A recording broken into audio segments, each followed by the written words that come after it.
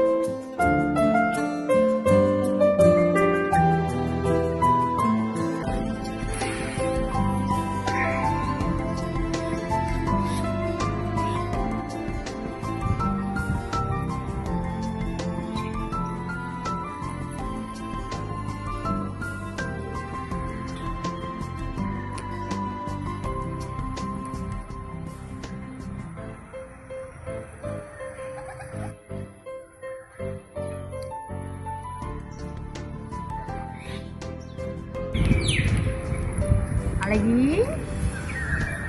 ஏய், ஒருத்தர் அடிச்சுக்காம சாப்பிடுங்க.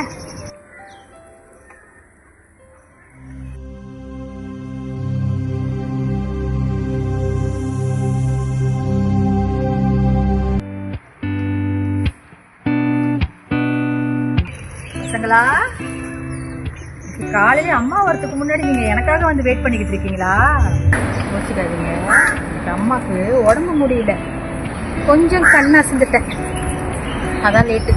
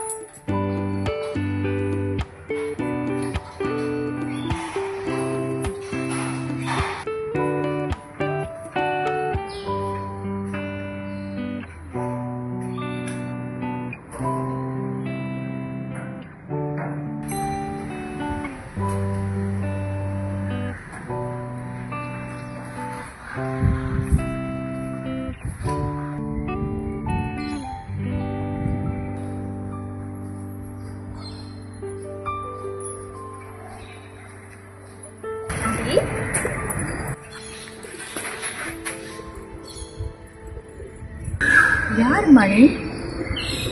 உன்னை இதுக்கு முன்னாடி இங்கே நான் பார்த்தது இல்லையே. நான் இப்போ தான் ஆண்டி இங்கே புதுசாக கூடி வந்தேன். வந்ததுலேருந்து நான் உங்களை பார்த்துக்கிட்டு தான். சரி ஆண்டி, நான் உங்ககிட்ட ஒன்று கேட்கலாமா?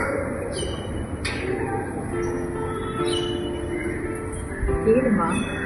டெய்லி உங்களை தனியாக தான் பார்க்குறேன். உங்களுக்கு பிள்ளைங்க யாரும் இல்லையா? பிள்ளைங்களா இருக்காங்க, 3 பேர். முட்டா பெற்று வச்சிருக்கேன். அப்போ ஏன் ஆண்டி நீங்கள் டெய்லி தனியாகவே இருக்கீங்க?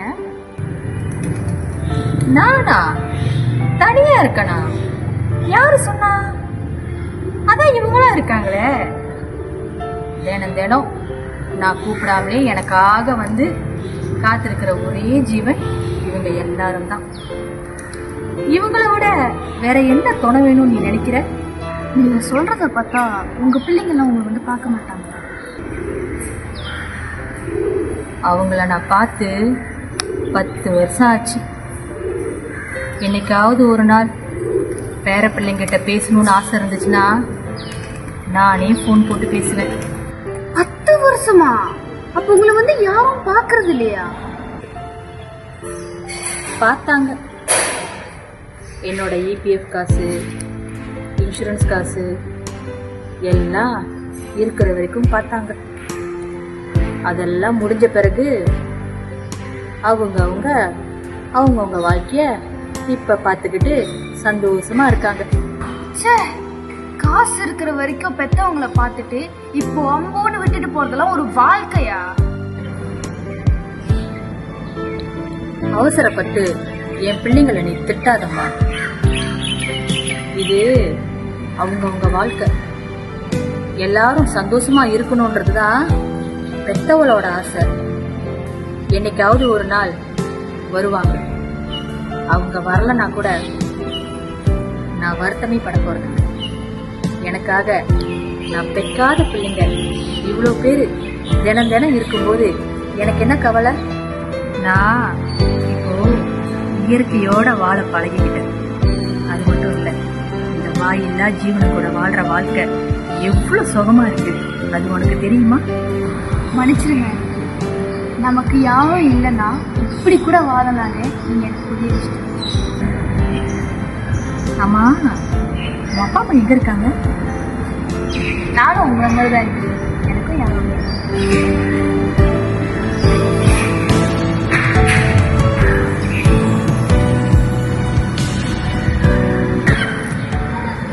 ஆமா, மணி எத்தனை? எனக்கும் காலேஜ்க்கு டைம் ஆயிடுச்சு. ஐயோ, என் வீட்டுல இன்னும் 2 பேரு சாப்பாட்டுக்காக வாசல்லே நின்றுகிட்டு இருப்பானுங்க. நான் அவனுங்களுக்கு போய் முதல் சாப்பாடு போடுறேன். சரி ஆண்டி, நீ பார்த்து பத்திரமா போயின. ஓகே.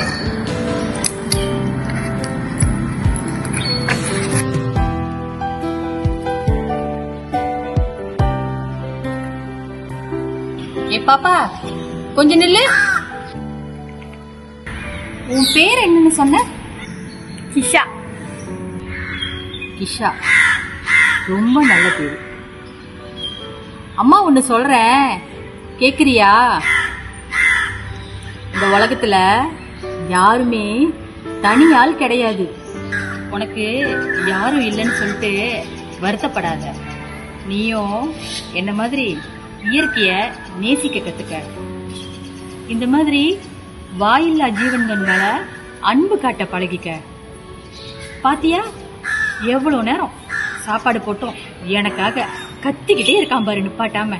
இதுங்களுக்கு பொய் பேச தெரியாது, முதுகுல குத்தவும் தெரியாது. நம்ம காட்டுற அன்போட ஒரு படி ஜாஸ்தியா தான் நம்ம மேல அன்பா இருக்குங்க. என்ன நான் சொன்னது புரிஞ்சுதா? பார்த்து பத்திரமா போயிட்டு வா.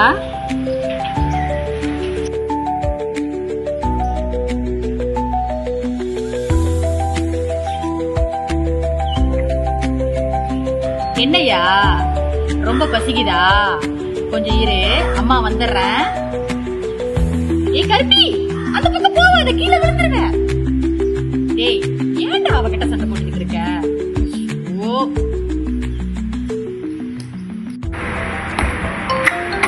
ஐயோ, போன் வந்துருச்சு. ஹலோ ஹலோ, சாப்பிட்டியாமா? இவ்வுலகில் கைவிடப்பட்டவர்கள் வாழ வழியில்லை என்று யார் சொன்னது? மனிதனின் அன்பை விட விலங்குகளின் அன்பே உண்மையானது. விலங்குகள் வெட்டப்பட்டால் மனிதனுக்கு உணவாகின்றன. மனிதன் வெட்டப்பட்டால் மண்ணுக்கும் தீக்கும் இரையாகிறான். வாழும் வரை அன்பை பரிமாறு. அன்பு ஒன்றுதான் அனாதை.